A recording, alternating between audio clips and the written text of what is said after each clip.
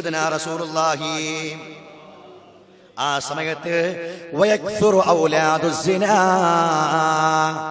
ജാരസന്തതികൾ വർദ്ധിക്കും, വ്യഭിചാരത്തിൽ പിറക്കുന്ന മക്കൾ വർദ്ധിക്കും.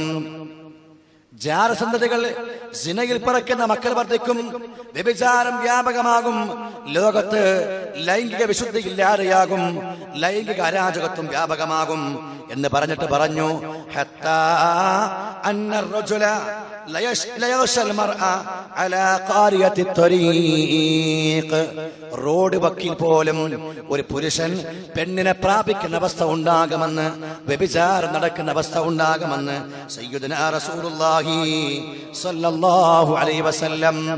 മറ്റൊരു ഹദീസിൽ കാണാം, ലോകത്ത് വ്യഭിചാരം വ്യാപകമാകും, അതൊരു വിഷയമല്ലാത്ത വിധം ലോകത്ത് സാർവത്രികമായി കഴിഞ്ഞാൽ റസൂലുള്ളാഹി സ്വല്ലല്ലാഹു അലൈഹി വസല്ലം പറഞ്ഞു, യതസാഫദൂൻ, അവർ ലൈംഗിക വേഴ്ചയിൽ ഏർപ്പെടും.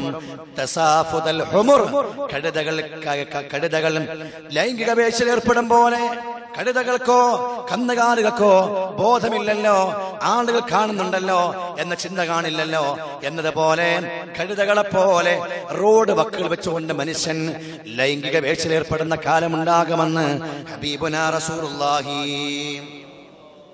സല്ലല്ലാഹു അലൈഹി വസല്ലം നിബിതങ്ങൾ പഠിപ്പിക്കുകയാണ്.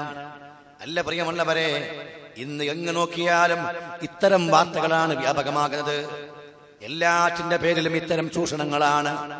ആത്മീയതയുടെ പേരിൽ പോലും ഇത്തരം ചൂഷണങ്ങളാണ്.